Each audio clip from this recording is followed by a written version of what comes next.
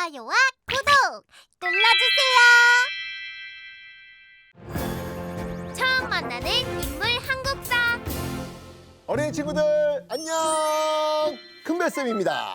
우리 역사에도 여왕이 있다는 사실 알고 있어요? 저 알아요. 선덕여왕 맞죠? 오, 맞아요.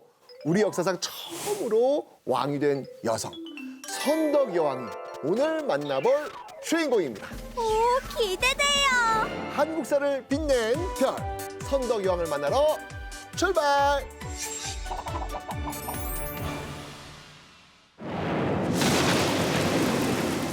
신라 26대 왕 진평왕이 세상을 떠납니다. 근데 진평왕에겐 아들 없이 딸만 3명이 있었어요.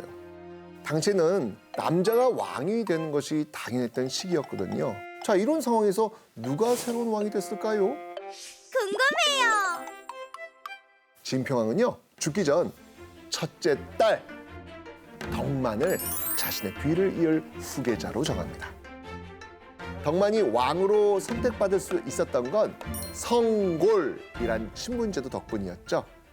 당시 신라에는 골품제도란 신분제도가 있었는데요. 성골, 진골, 육두품 등으로 신분이 나뉘어져 있었습니다. 성골 출신만 왕이 될 수 있었습니다. 성골인 남자는 없었어요? 진평왕 대에 이르러 성골 남자가 없어지고 성골 여자만 남게 된 거예요. 하지만 단순히 덕만이 성골이었기 때문에 진평왕의 후계자로 결정된 건 아닙니다. 진평왕은 자신의 딸 덕만이 어느 남성보다 똑똑하고 성품이 바르다는 것을 알고 있었죠.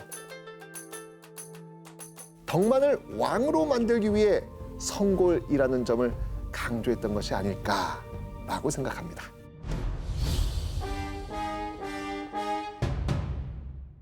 우려와 기대 속에 덕만이 신라 27대 왕으로 즉위합니다. 바로 우리 역사상 최초의 여왕 선덕여왕입니다. 짜잔! 여왕의 시대가 열렸군요. 선덕여왕은 왕이 되었다는 기쁨을 누릴 수 없었습니다. 왜냐하면 선덕여왕이 즉위하던 시기는요, 고구려, 백제, 신라 그리고 중국의 당나라까지 막 서로 치열하게 싸우던 전쟁의 시대였거든요. 당시 왕들은 직접 전투에 나서야 됐죠. 이런 시대적 상황 속에서 여자라는 점은 선덕여왕에겐 약점일 수 있었겠죠. 신라의 왕이 될 사람이 그렇게 없냐 해? 신라 왕으로 우리 친척 중 하나 보내줄까 해? 뭐? 여자? 심심할 때 저 들어가서 접수 좀 해야겠는데. 신라야, 기다려라. 선덕여왕의 자존심이 상했겠어요. 당나라 황제가 선물을 보냈지요. 모란꽃 그림과 꽃이었습니다. 그림을 받아본 이 선덕여왕. 이 꽃은 틀림없이 향기가 없을 거야. 씨앗을 심어 꽃이 피었는데 선덕여왕의 말대로 향기가 전혀 나지 않습니다. 놀란 신하들이 선덕여왕에 물어봅니다. 어떻게 미리 아셨습니까? 그림에 꽃만 그려져 있고 벌과 나비가 없으니 향기가 없다는 뜻 아니겠나. 내가 남편이 없음을 놀리려고 이런 그림을 보낸 거겠지. 저라면 놀리는 건지도 모르고 선물이라고 좋아했을 것 같은데 선덕여왕은 똑똑하네요.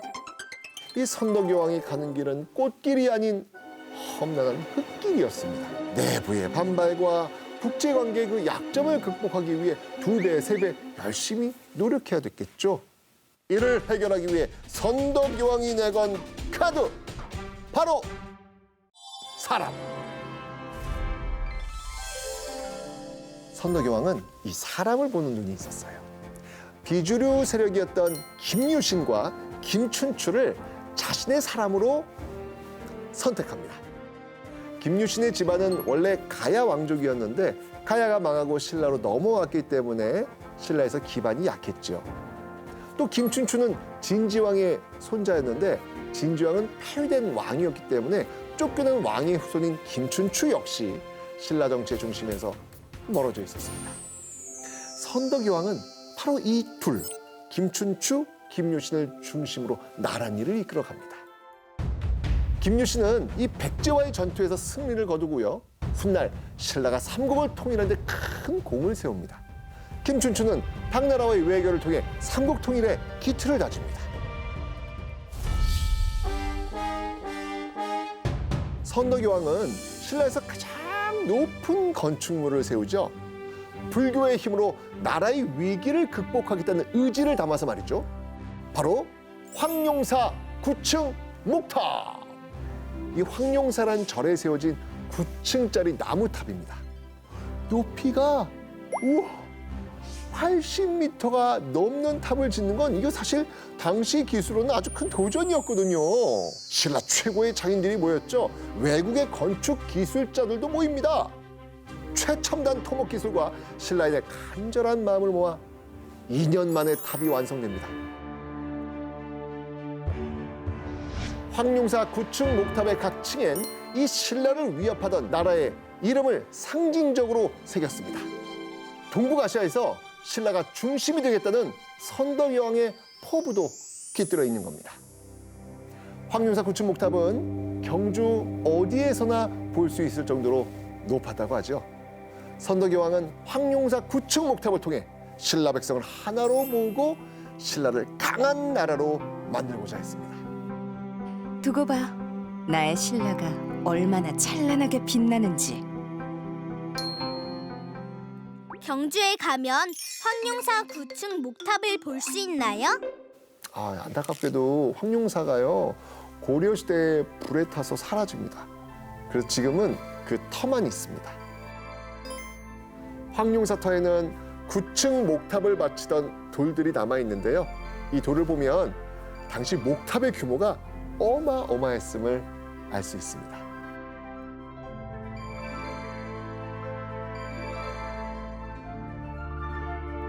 선덕여왕은 편견의 벽을 넘어 백성들을 위해 나아갑니다. 당시 나라 경제 중심은 농업이었는데요. 농사가 잘 되어야 백성이 배부르게 먹고 살 수 있고 또 농사가 잘 되려면 날씨를 잘 알아야 합니다. 그래서 선덕여왕은요, 바로 그 하늘을 읽기 위해 천문대를 지었습니다. 바로 첨성대입니다. 첨성대는 우리나라 최초의 천문대이자 현존하는 동양에서 가장 오래된 천문대입니다. 첨성대 덕분에 하늘에 더 가까워졌네요. 하늘을 읽어 백성을 위한 정치를 펼치고자 했던 선덕여왕의 마음 느껴지십니까? 여왕은 어진 정치를 베풀 수 없다. 이제 나는 새로운 신라를 만들 것이다. 어머, 이게 무슨 일이에요? 신라의 귀족 비담이 선덕여왕에게 반기를 듭니다. 이 비담의 반란은 선덕여왕에게는 엄청난 충격이었죠. 신라에서 가장 높은 관직에 있던 비담이 난을 일으켰다. 귀족 중에 가장 영향이 컸던 이 비담의 반란은요, 그 규모가 엄청 컸습니다. 비담이 반란을 일으킨 후 별 하나가 선덕여왕이 있는 궁으로 떨어집니다. 사람들은 수군거렸죠. 당시 이 신라에서는 이 별똥별을 아주 나쁜 징조로 생각했거든요. 김유신은요, 연에 불을 붙여서 하늘로 날립니다. 떨어진 별이 다시 하늘로 올라갔다는 것처럼 보여주려고 말이죠. 이 일화가 진짜인지는 알 수 없지만 김유신이 당시 불안했던 민심을 수습했던 건 사실로 보입니다. 이 김유신의 활약 덕분에 비담의 난은 완전히 진압됐고요. 비담은 처참하게 최후를 맞이합니다. 비담이 사라졌으니 선덕여왕이 한시름 낫겠어요. 그런데요, 이 반란의 와중에 선덕여왕이 세상을 떠납니다. 자신의 꿈을 다 펼치지 못한 채 말이죠. 선덕여왕 불쌍해요. 선덕여왕 개인적으로는 불행한 삶이라고 볼 수도 있겠네요. 평생 여성이라는 편견과 싸워야 했으니까요. 그런데 선덕여왕의 꿈은 선덕여왕이 죽은 이후에도 계속 이어집니다. 선덕여왕이 발굴한 사람들 김유신과 김춘추 덕분에 신라는 삼국 통일을 이루게 되니까요.